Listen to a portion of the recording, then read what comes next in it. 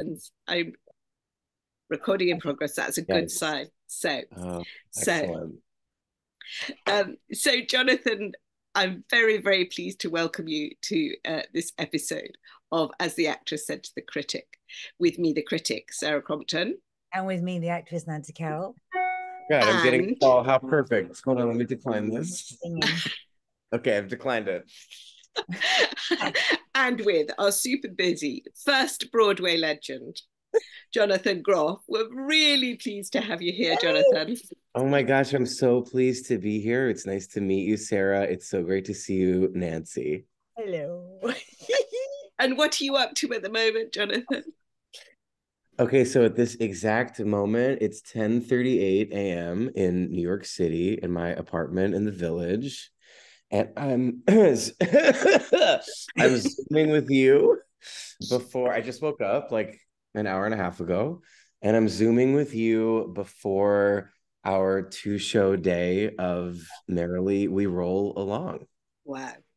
That's Yeah. very noble of you to talk to us before a two-show day. I love talking, actually. I love to do like a breakfast or a lunch before a matinee. I don't know if you feel this way, Nancy, because it like wakes up my voice and my face Yeah. before heading to the 1 p.m. matinee. Otherwise, you feel like you've just fallen out of bed and then straight back where you left off.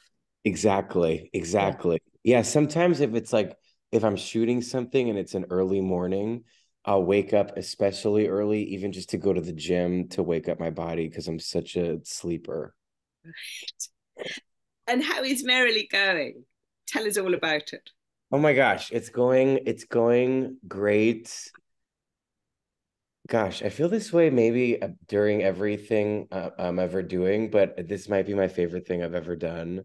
It's such a great group. It's such an amazing show. It started at the Chocolate Factory in London, this production, Maria Friedman's production. And I think she just kind of killed it with this directing this version of the show. We're just having the best time. It's such a beautiful work of art. We're like 5 months into the run. Wow. We have 6 months left to go. And even still, it feels like sand through my fingers, like it's gonna be over too soon in the blink of an eye. I'm just like sucking up every bit of it. It's everything I ever dreamt of as a kid.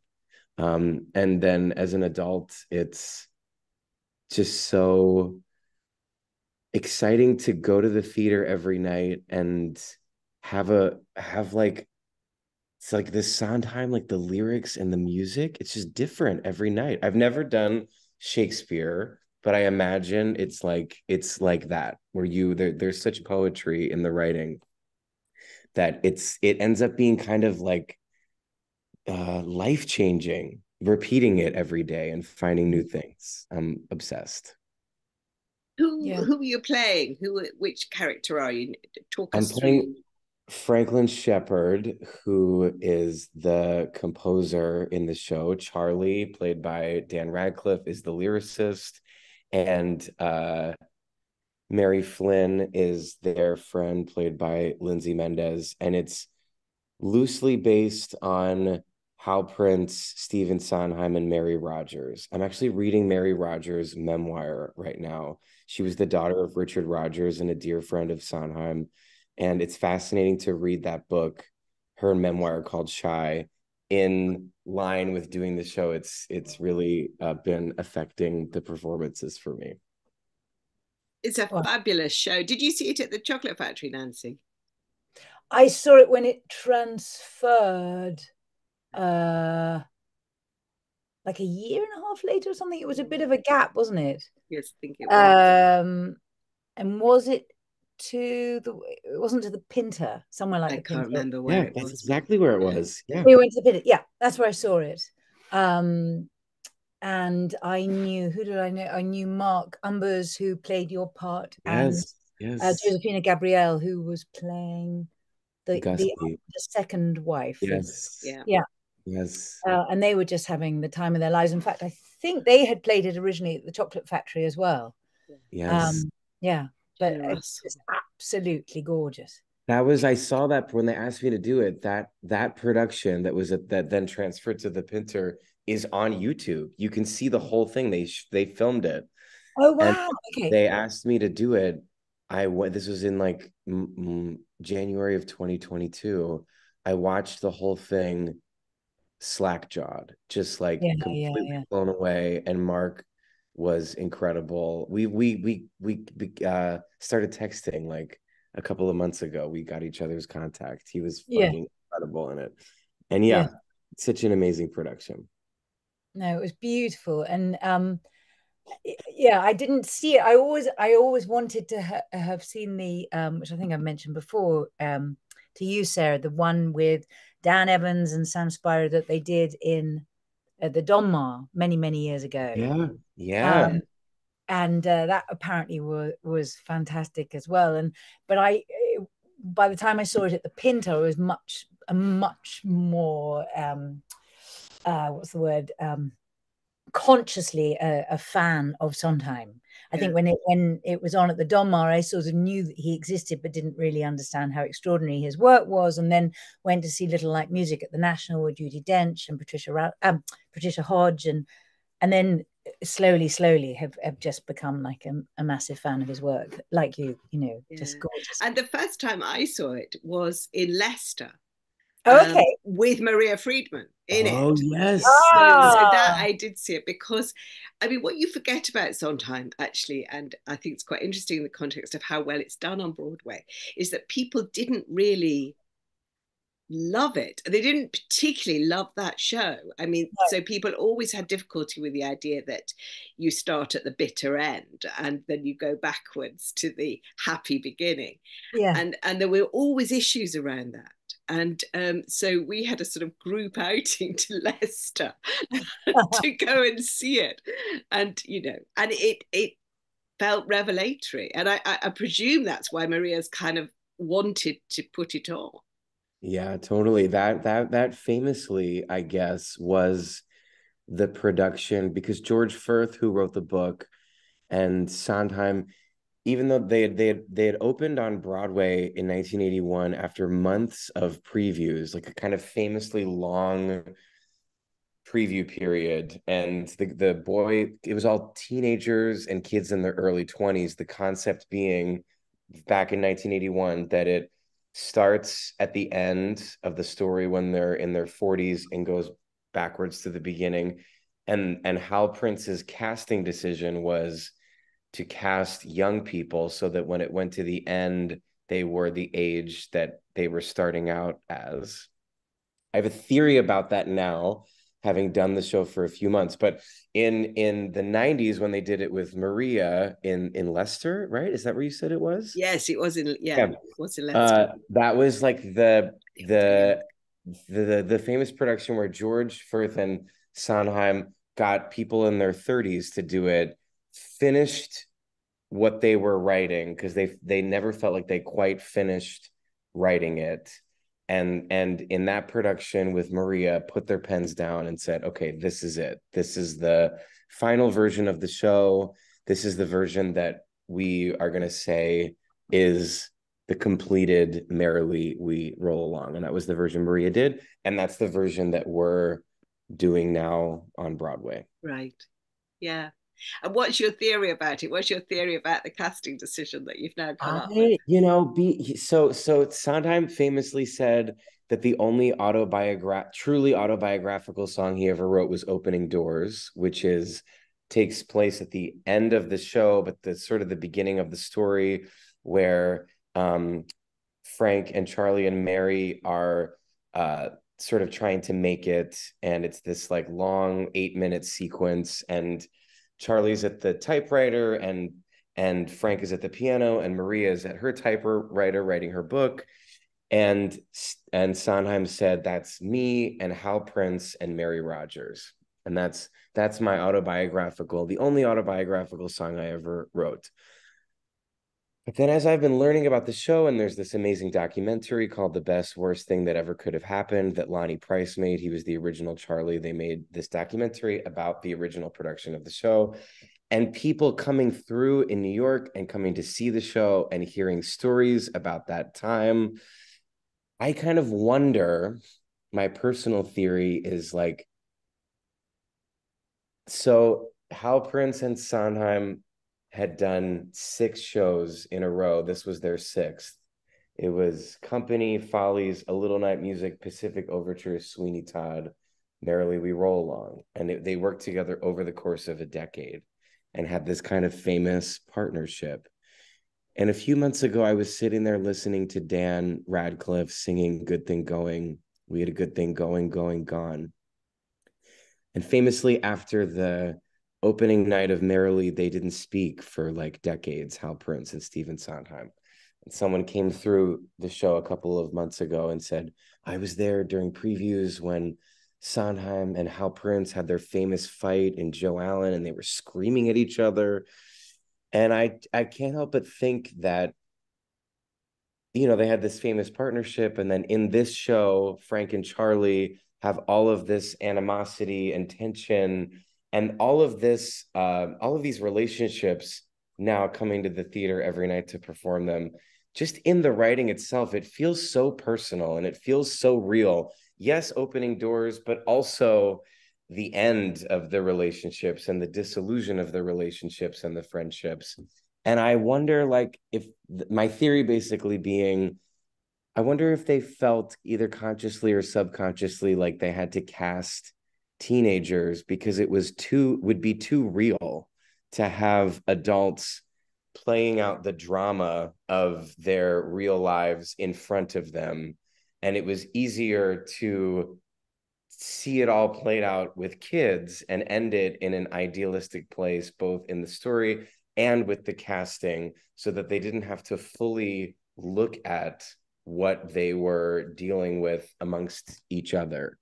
That's my little personal thought that's come up in the last couple of months as we've been playing it, because it just feels so raw and real and thorny when we go through those first scenes in the show with the relationships between the friends. Mm-hmm. That's so interesting as a theory. Who knows? We'll never know, because they're all dead. That funnily enough is, here's to us who's like us, damn few, and they're all dead, is the famous saying that, you know, we do the first, you know, 3/4 of in the show. Yeah. And also there's something about the nature of it, you know, if they had all those previews for months and months and months, and if it was that raw, the repetition of it, there's something so extraordinary about repetition and what it does to your muscles. Yes. You know, that for them to hear it and perfect it and, you know, change whatever they're changing throughout the previews, but then just the fact that it's in you, it's forcing you to have to deal with what it was that inspired you to write it in the first place. And that maybe that was just, and maybe they started off thinking they could handle it and it was alive enough to write about, interesting enough to write about, but ultimately it forced its way out, like like something in the body that forces its way to the surface. And yes, it's absolutely a brilliant theory, but and just so maybe unconsciously bold or brave of them as a team to write autobiographically in that way. But the old adage is true that the stories about your own life always make the best stories. Yes. And that Maria, when she was directing us from the first day of rehearsal, said, you know, my concept for this show is just to do the piece. We're not, no bells and whistles, no heavy conceptual ideas of placing it in a certain thing. She does this simple thing at the beginning, at the end, to contextualize it. But then once we're in the show, her big thing is strip it back, make it as real as possible, and just do what they wrote. She says, you know, Sondheim is the smartest person in the room, even though now he's gone and he's not even here. He will always be the smartest person in the room. So you can't outsmart him. You just have to honor what he wrote and bring your whole heart and soul to it. And so in that way, like in that 1981 production, they were all kids. They ended up getting rid of all the costumes and putting everybody in t-shirts. There was no real set. There was kind of like a high concept on top of the rawness of the material. So Maria, her take is just to present the material as is, which I think is part of what has brought all of that up for me. Really feeling them in it. How is it for you keeping the relationships with your co-actors, given that the story every night is a story of sort of falling out? I feel like, because I wonder if you feel this way, Nancy, I can only actually be vile to someone on stage if I really love them. And if we really know in a deep way that we love each other, can I really be ugly with someone? Really, really just like unload, to have the freedom to really unload and spit venom. I can't really do it unless there's that feeling of trust. And so, and then luckily for us, it starts in that dark place, and then we shed all of that and end as optimistic 18-year-olds. So by the time we get to the end of the story, we are feeling all back in love with each other. But that first, sometimes like we don't see each other before we get on stage, some of us, and we're just screaming at each other.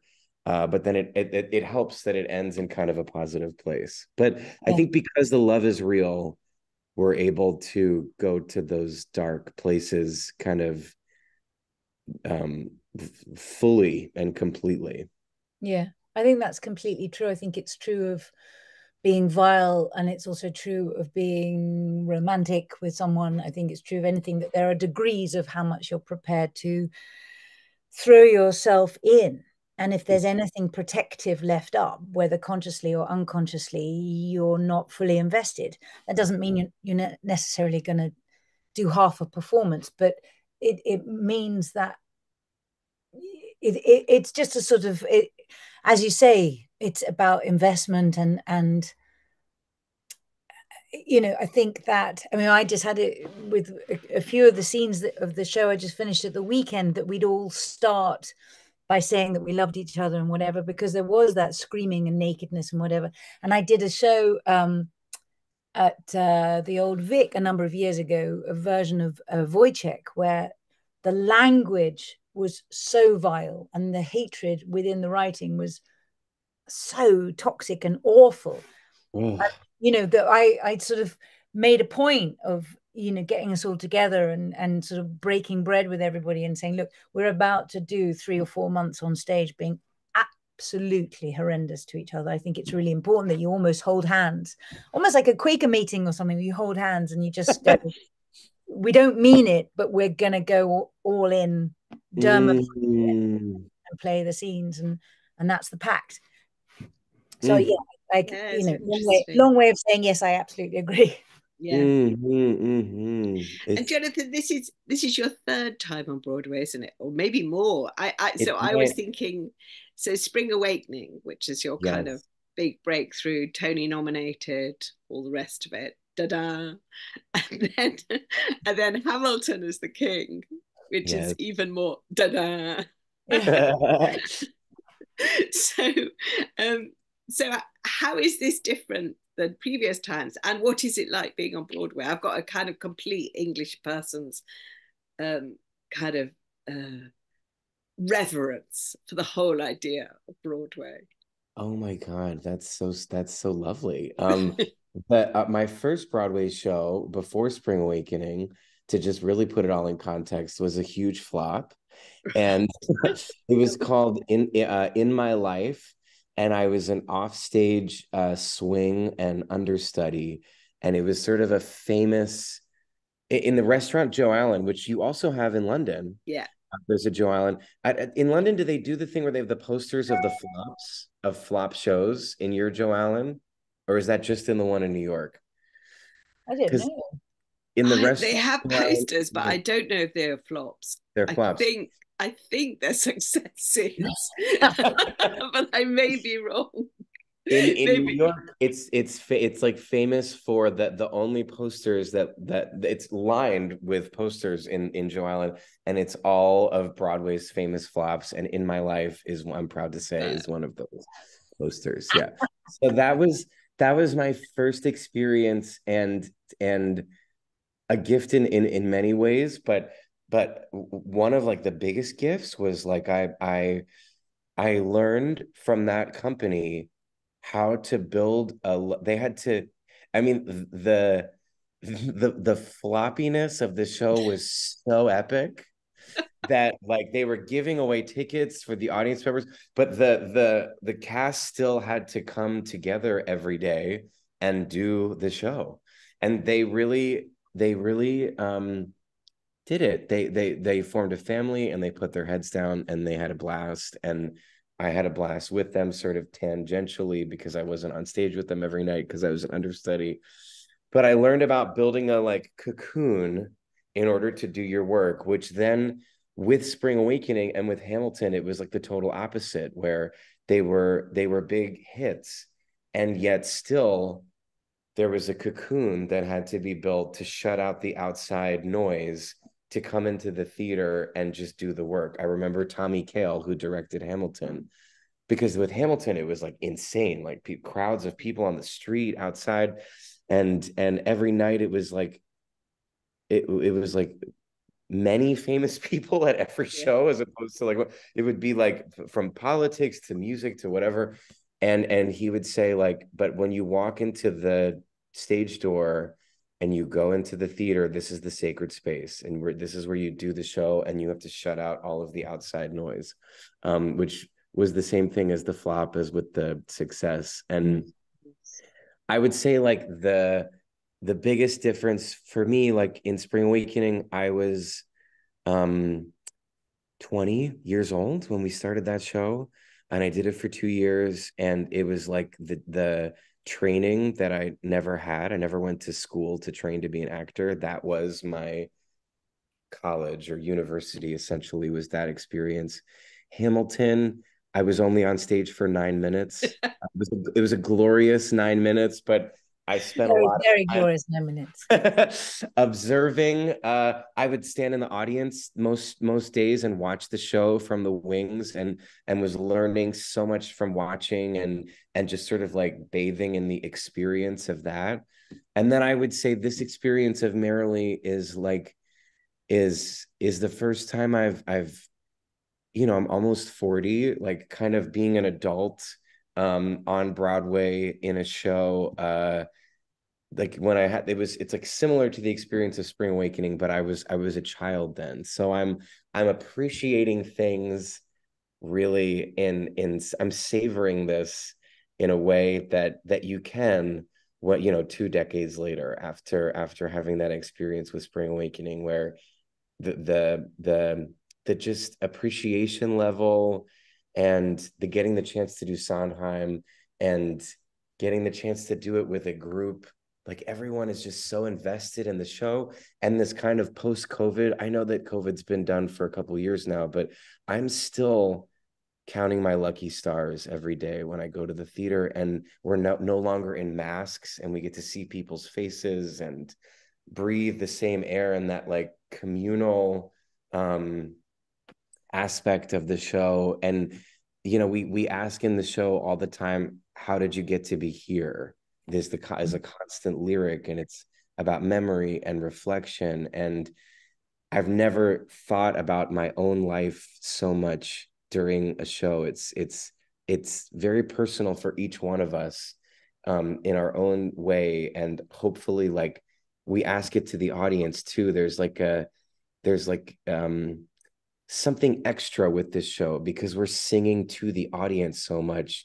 How did you get to be here? There's like there can be an opportunity for like a therapeutic experience for the audience. We want them to track the characters and the journey, of course, but we also really want them to think about their own lives as the show is going on, and it works both ways for them and for us. So it's unique in that way. We still have quite a lot of people in masks, actually. Really? Yeah, still. But I mean, COVID is very much still around here. Yeah. Not in the same way that it doesn't stop people necessarily, but it's still present, which is a constant reminder again of being lucky. Yeah. There's something, I don't know if you agree, but there's something particularly with singing, but with finding breath to do any show, is that you have to be present. Yes. It's not the same as filming necessarily, because filming, you're generally always running out of time unless it's a particularly well put together schedule. So there's always there's a sense of, you should have done what you're doing now 10 minutes ago, as opposed to, you have to find the breath. You have to find, I don't mean to sound wanky in any way, sorry for the word, but you have to find the truth of the moment in order to say the line fresh, to mean it absolutely in that moment. And so in order to do that, you have to breathe in a way that makes you absolutely present. And so as a sort of meditative exercise, it does make you appreciative, really, I think, particularly singing. Yeah. We had some singing in the show. I mean, and I found that, which must be like times a million for Merrily, but it forced, again, it slowed down your thinking, your overthinking, because you have to just find some other rhythm. So it's a good, it's not the frivolous, whimsical nature of what most people in the world think actors' brains are like. Actually, the opposite is true, is that you have to find stillness. It's really interesting. It's so funny too. I've been thinking, I started meditating a lot over the last couple of years. I've gotten really into Vipassana meditation. And so meditating before the show and between the shows on 2 show days.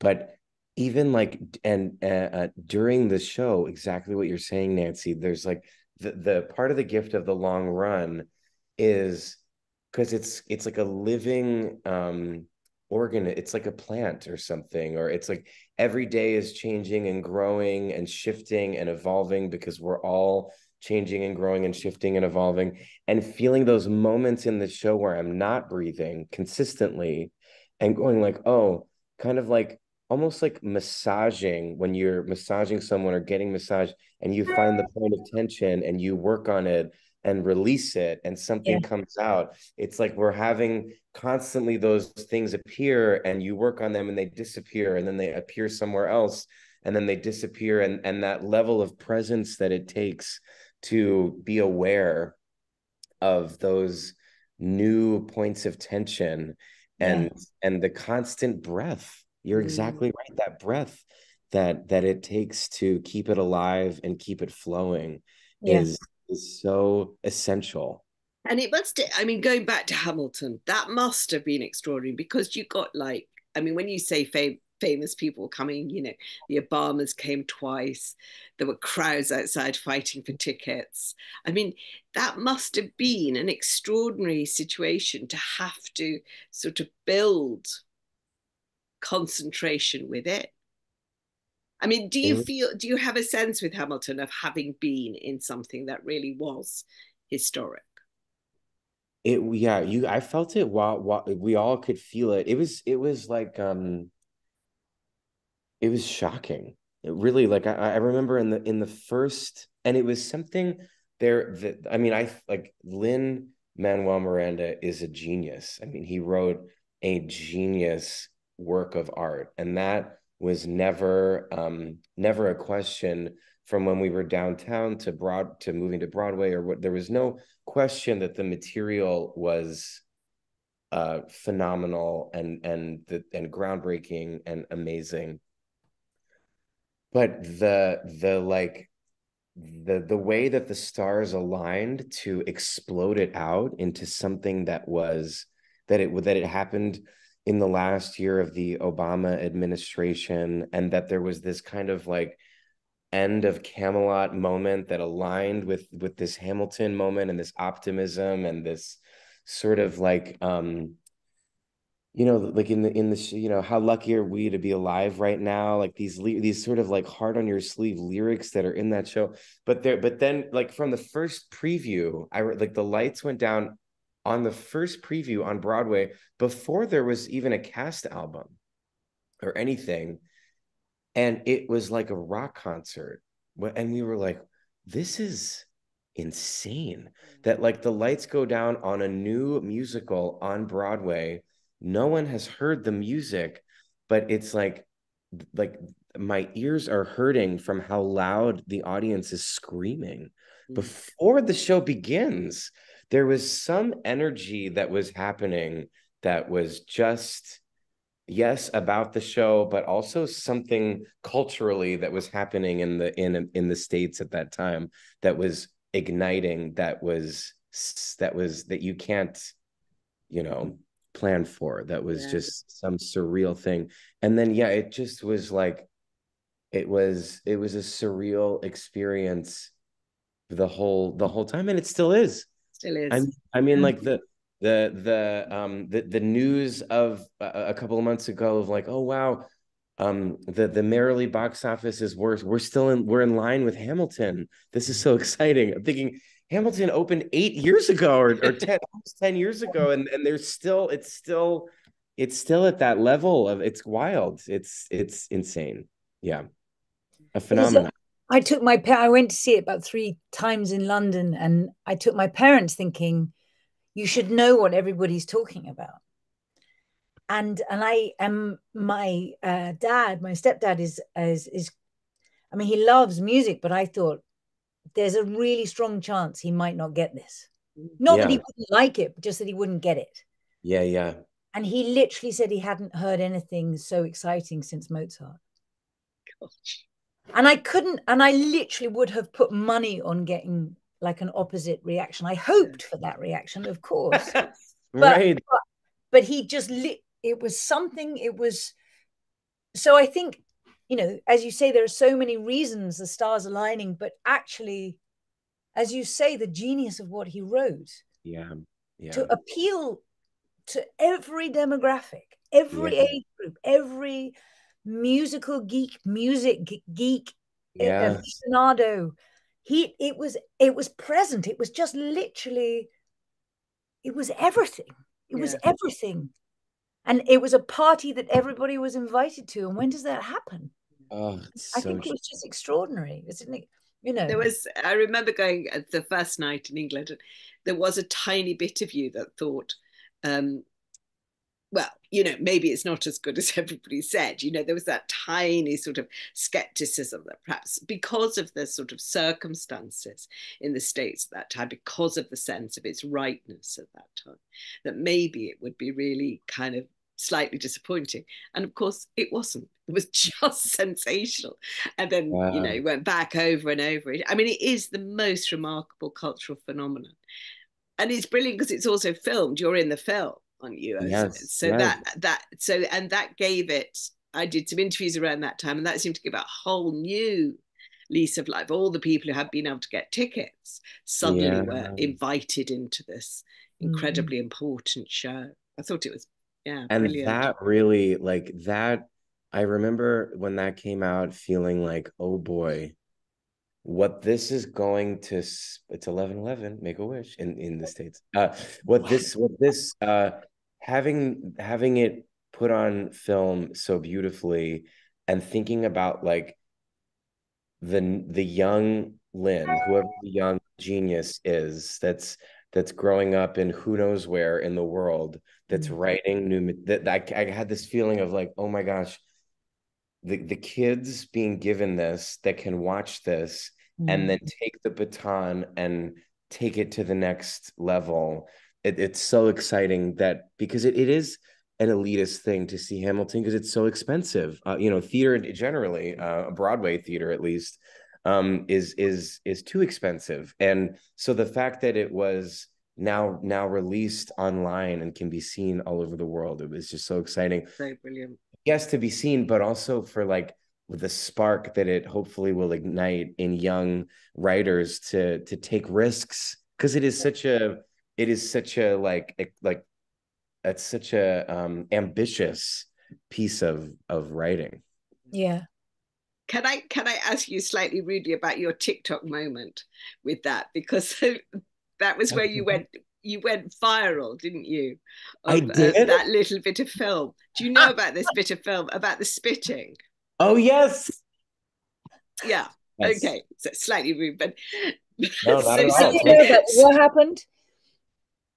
So there's, as Jonathan enunciates, there's quite a lot of spit that emerges. Yeah. And everybody sort of so it became a TikTok thing that he was just everywhere with this singing. Right. I have a I don't know what it is about. Do you spit, Nancy, a lot on stage? Are you a spitter? Everywhere, not off stage, on stage. It's just a mess. It's just really messy. When are we gonna Over work lunch? together? I just have to put it into the air of like when are we gonna work together? You'd be soaked. Imagine how wet you'd be. We could just spit all over each other. That'd be great. In Spring Awakening, people at the stage door would ask me to spit in their programs because I no much yes. That's and then insane. in Hamilton, as the king, the whole concept is that he's in this thing and he sings and he doesn't move, but it's a very still thing. And so I couldn't use my hand to wipe the spit from my face. So I would spit while I was singing and it would just like run down my face. And Lynn said he loved it because it was like a baby. It looked like a toddler or a child, which he felt was right for the character. And then when they were editing the movie, the Tommy Kail, the director, said, I could have done less spit or I could have done more spit, but I decided just to go down the middle and show like an average level of spit that you had coming out of your face. But blessed that, yeah, it's like, yeah, it's my cross to bear, I guess. And maybe Nancy, when we finally work together, we'll just be able to be wet together. Yeah, we'll all bring umbrellas. No, we have a moat around the edge of the stage, and they can scoop it up like holy water. In fact, I had a moment on stage last week. I don't know why particularly, but I was in the middle of something like probably it was instant karma for thinking I was being hilariously clever or something at the time, but this massive glob of it, just I was smoking, and then as it came out, and it just sort of went all over the table, and oh my god, I don't know what, but luckily the person I was playing opposite didn't even notice. So I thought, well, if she didn't notice, but it was just literally hung like sort of just slow motion cartoon spittle. Maybe we're soulmates. We are soulmates. I have to say too, I know that we're talking about like the plays that I've done and whatever, but I just have to say I am here because I'm so obsessed with Nancy. And I saw after the dance, the Terrence Rattigan play it was like 2010 at the National Theater. And it is a performance that will like live in the cells of my body forever. I will never forget seeing you do that. And everything that you ever do on stage, I fucking worship you. So totally true. Oh, I worship you. And I'm dying to work together at some point. And even like up to the most recent thing I saw you in that play at the Chocolate Factory that was just freaking phenomenal as well. You're just a god to me, a total acting god. And I remember because I feel like it was in that play, you jump off the balcony at the end of the second act, and your character isn't in the third act of the play, if I remember this correctly, even though is that right? Yeah. Because I remember just feeling like, wow, that actress, that was the first time I'd ever seen you, is so good that I feel her absence in the entire third. I feel the whole of her absence for this entire third act of this play. I can't stop thinking about her. She's gone. Like like who else can do that? You're just the greatest, the GOAT. Yeah. I love you. And now I've forced myself on you as a friend forever. So that's very nice. You can just spit at each other. Yay! Just moving swiftly on, because Jonathan, I'm conscious you've got to go for a costume fitting, but I do also want to ask you about Frozen. Yes. Because that's your other. Well, actually, there's so many claims to fame. There's so much to talk about. But how was Frozen being a reindeer and a man? Oh my God, it's like the gift of gifts. To be able to make voice notes for children for the rest of time as a character and like watch their faces, or for a gift for a friend, like when Nancy was doing Closer. Was it Closer at the Yes, Donmar? Yeah. yes. And we were making these joke videos back and forth, and I read like a super intense scene from your play as Kristoff and Sven in a dialogue back and forth. Yeah, as like a I think opening. we did it. We gave you one in the style of Rattigan. We gave you some Frozen script. Yes. Kristoff and Olaf in the style of Terence Rattigan. Yes, you sang "Reindeers Are Better Than People" as in like the style of Radigan. Yep. Yeah. And I responded by doing a scene from Closer as Kristoff and Sven. Yes, I think something about blowjobs as well. Yeah, exactly. So how do you know each other? So you haven't worked together. Because I forced myself on him. No, I forced myself on you. I'd stalked Nancy. Yeah, we had a mutual friend in Nikki Webley, who for a while was the doing costume at the Donmar. And she connected us, and then I just stalked Nancy. But yeah. It's so nice. So nice, long distance friendship. Do children get disappointed when they meet you? Do you do children events, or do they get excited? Yeah, it's kind of a weird thing. It is. It's a funny thing where because Frozen, and oh my God, there's so much to say because like the people that made Frozen, it's similarly to Lin-Manuel Miranda actually. Jennifer Lee, who wrote Frozen, who's a dear friend, and Bobby and Kristen Lopez, who did the music, are such amazing people, and that they made a movie where a Disney fairy tale movie where the true love is a familial love and not romantic love is just felt like the most obvious and yet groundbreaking, like mind-blowing thing. It's like the sweetest thing ever. Yeah. And at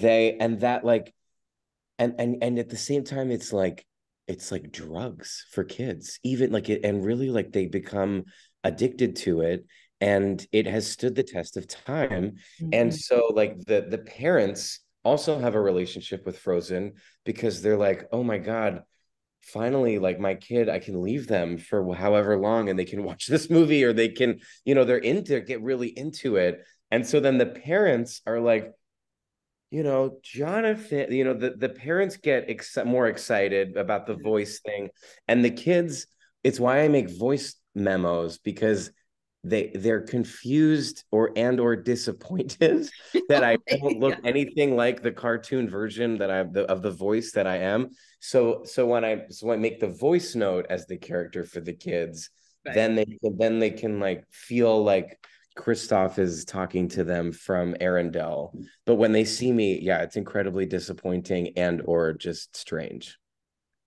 I do love it when you go to the when I spend quite a lot of time in Covent Garden because I'm going to watch dance, and if I'm there at the same time as everybody's arriving or leaving Frozen, it is just the most amazing sight, because you've got all the little Elsas and all the little Svens, and it's just so kind of fabulous to see all these kids going to the theatre and having a great time. I mean, I love the stage show as well. I was Mary Poppins for Halloween when I was 3. I was big into drag as a kid. I was like Cinderella, and I really wanted that Snow White dress when we went to Disney World, but my parents didn't get it for me. And so like the like kids dressed in the outfits just destroys me. Yeah, it's the cutest thing ever.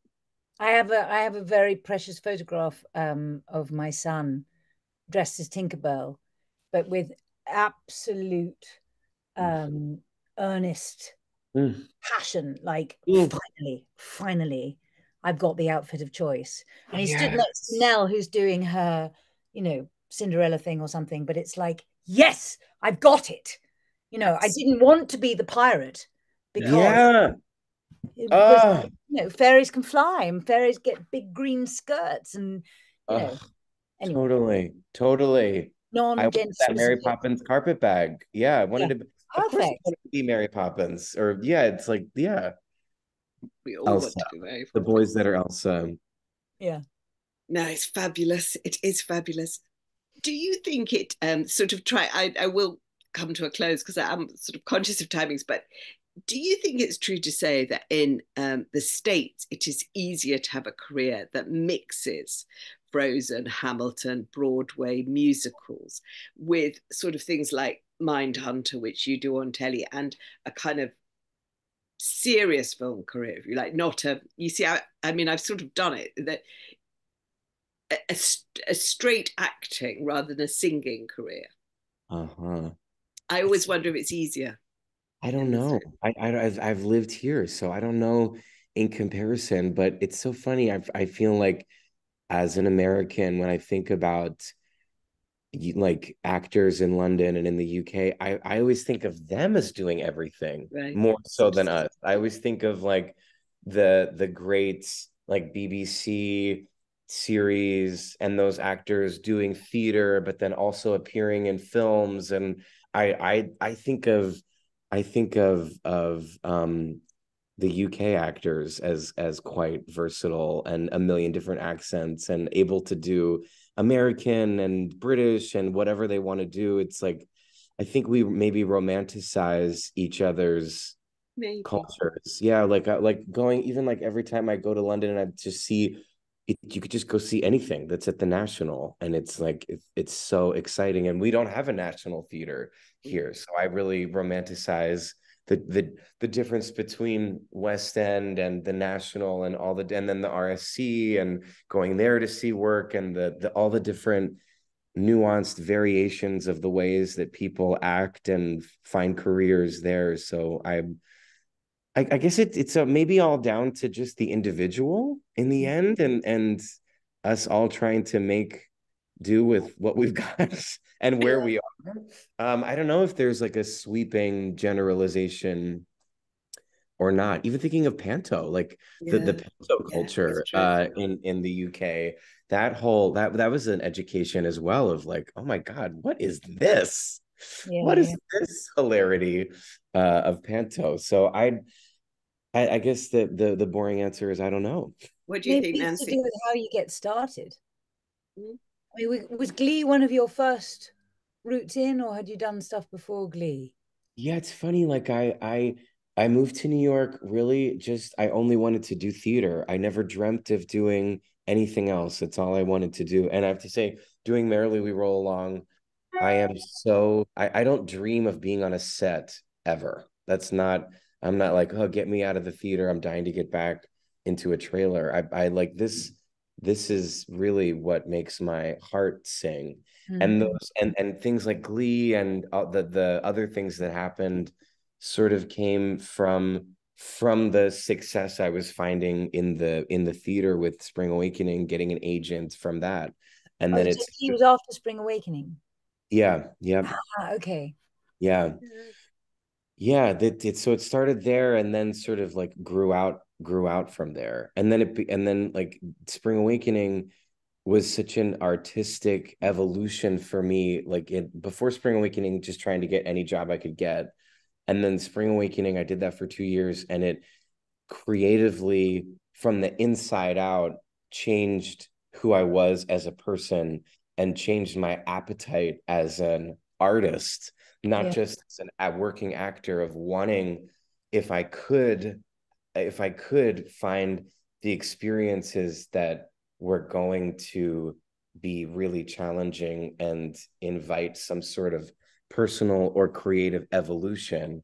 And Yeah. so then that grew my appetite for that. And then I was looking for that in any whatever medium. I didn't care, whatever the kind of like whatever the next sort of exciting challenge, evolutionary challenge would be became my ambition. Sometimes it's down to directors and casting directors and producers sometimes that they see things in performances that you've done in any medium radio, telly, film, you know, on stage, where they go, oh, there's something in that I can see in this other part. And sometimes they see it before we do, I think. You know, you can have an instinct about wanting to do something or wanting to try something or wanting to play a part like such and such, but until you actually do it, you don't really know if you've got the chops. You hope that you've got the chops, but sometimes it takes the imagination of, you know, a voyeur, an employer of some, you know, somebody who then becomes your friend, who entrusts you with a role, to see that you can go in that direction. And so it's really hard to predict where all those places will take you. And it's it's just the nature of collaboration that we get the opportunity to grow in so many different directions, I think, sometimes. It's true. I really have been at the mercy of casting directors and or directors seeing something that, like, I mean, I feel like that is what where I feel like I can half do it. That's always kind of what I'm looking for, where it's just like a little out of my, I can feel a connection to it in a primal way, but that it's like even this role I'm playing now, there was lots of elements that I didn't feel like I could get. That is the gift of being able to do it in a run, and you're right, having like the casting director, the director see something in you that is like a potential. Yeah. For filling in the gaps. It's like, that's so exciting. Mm-hmm. Well, we'll have to come to Broadway before you finish. You have to come, please. July 7th. We're here till, oh my gosh, if you can, I would die if you can. Maybe we'll July 7th, please, please, please. It would be so great. That'd be amazing. It would be lovely. And thank you so much, Jonathan, for talking to us now. A 2-show day. A 2-show day. 3-show day. Ever. Best warm-up ever. So goodbye. Sarah. Okay, yeah, Sarah. I'm going to say goodbye from me, Sarah Crompton, the critic, and goodbye from me, Nancy Carroll, the actress, and goodbye from me, Jonathan Groff. Thank you. Have a good day, darling. Thanks.